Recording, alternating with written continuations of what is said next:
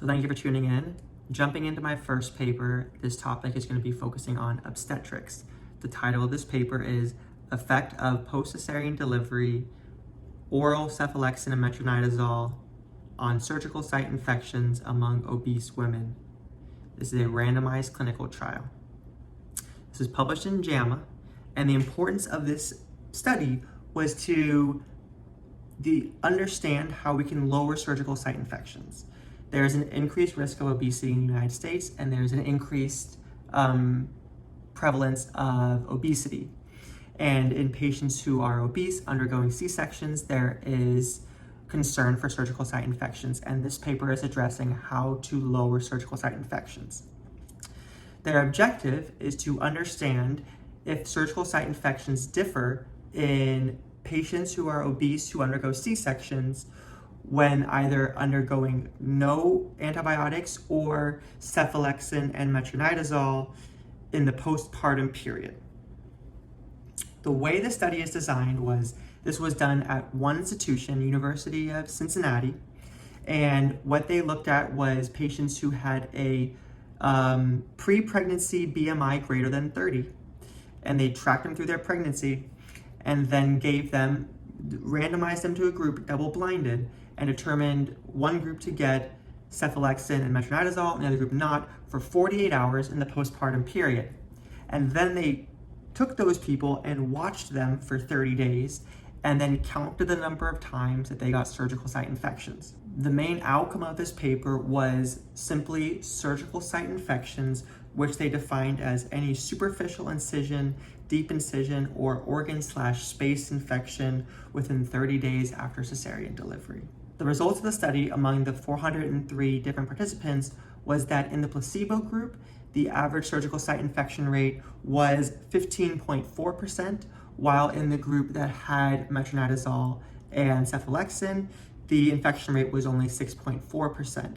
This showed a 9% fewer rate of surgical site infections, which calculated as a relative risk reduction of 0.41. So there is 41% less likelihood the patient was going to develop a surgical site infection within 30 days if they were given 48 hours of cephalexin and metronidazole.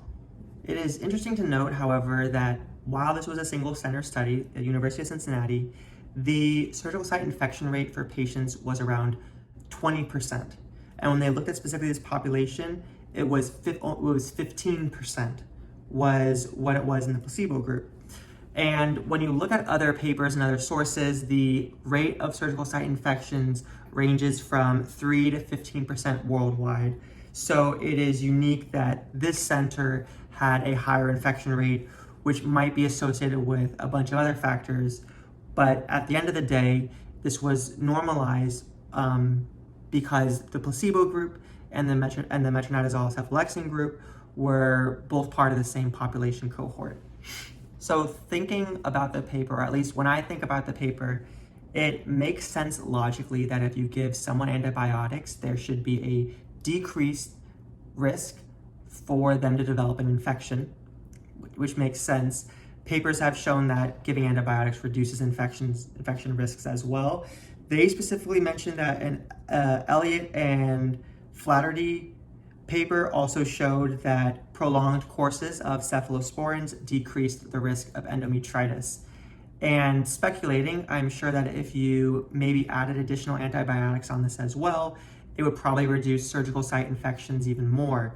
But the risk of this is that as you provide more and more antibiotics, there's an increased risk for patients to potentially develop antibiotic resistant strains that might result in more advanced surgical site infections. So it is a understanding of the benefits outweighing the risks in the situation. The paper does note one more thing specifically about the antibiotics. It does understand that metronidazole and cephalexin are found in very low concentrations within the breast milk, but they have not demonstrated any serious adverse outcomes. The paper also showed that there were no serious adverse outcomes in the study group where they were given the flagyl and cephalexin. There was no serious adverse outcomes in that group. Overall, and I'm quoting it, Recognizing the maternal and neonatal benefits of breastfeeding, the lack of known neonatal adverse effects, the maternal reduction of SSI, the benefits of this antibiotic regimen likely outweigh the theoretical risks of breast milk exposure in the obese population.